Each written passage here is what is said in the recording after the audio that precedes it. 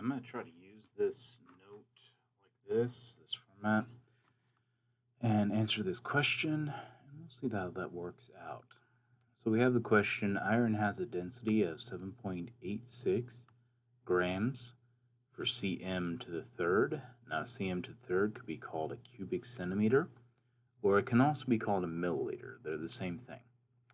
So let's calculate the volume in deciliters, dl, of a piece of iron having a mass of 3.9 kilograms. Note that the density provided in different units of volume and mass than the desired units of your volume, which is deciliters, dl. And the given units of mass, kilogram. You will need to express the density in kilograms per deciliter. And then it tells you that a cubic centimeter, cm to the third, is 1 milliliter.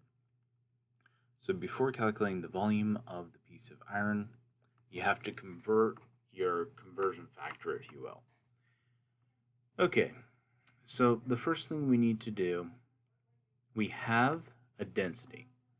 And so that density is 7.86 grams per milliliter. We have 3.9 kilograms of the iron.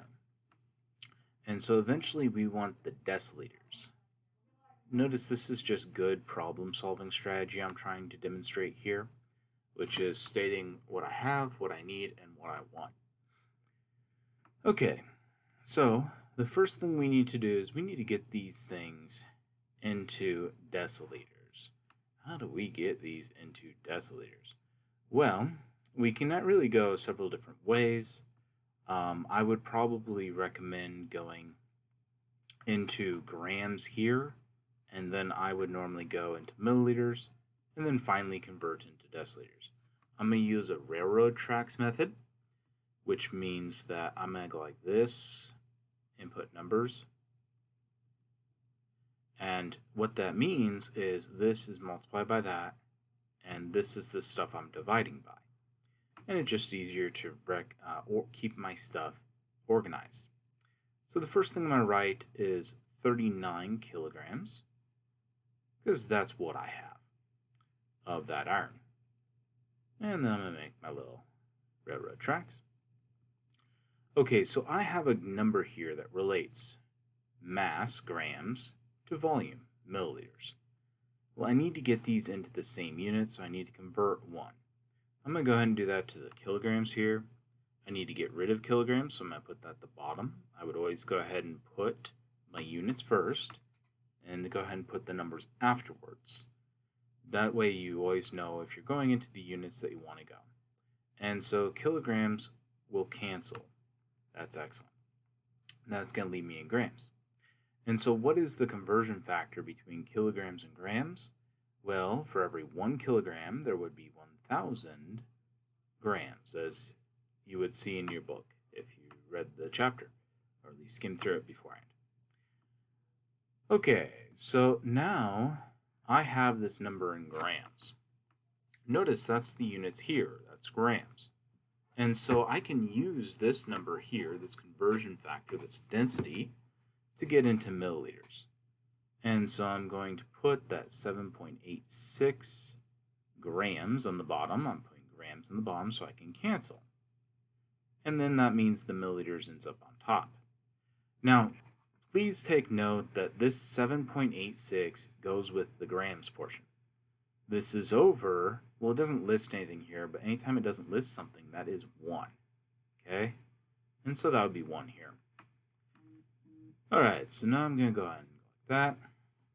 My grams will cancel, that'll leave me in milliliters. Well, I don't want milliliters, do I? I want deciliters. So I'm going to have to convert that milliliters into deciliters. And so I'm going to put milliliters here. I'm going to put deciliters here. Now, how many milliliters are there for a deciliter? I don't really know that well off the top of my head. I don't really think about that usually. I don't use that a lot.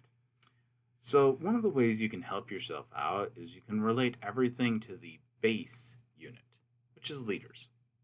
So there are 1,000 milliliters per liter. There is 10 deciliters in decade for every liter.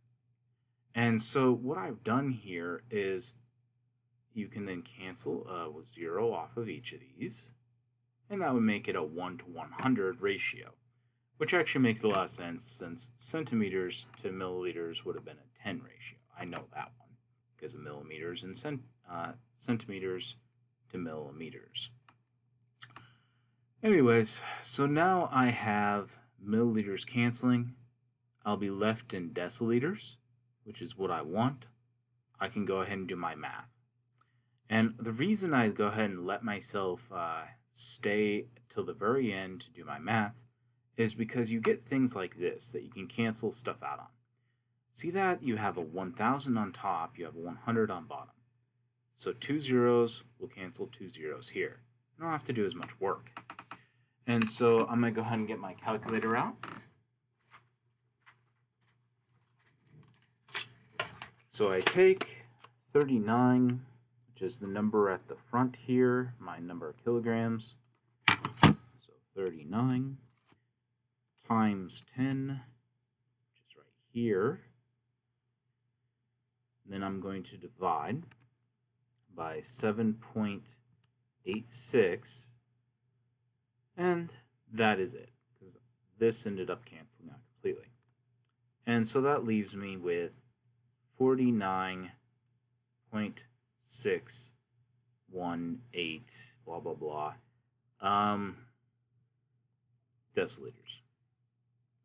Okay, please note that that's too many significant figures. If I look back through my numbers, I can see that, oops, that was 3.9. That's funny, I screwed up on that, but that's just a factor of 10 difference.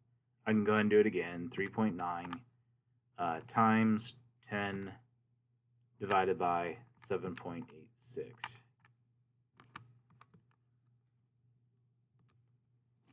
And so that gives me 4.9.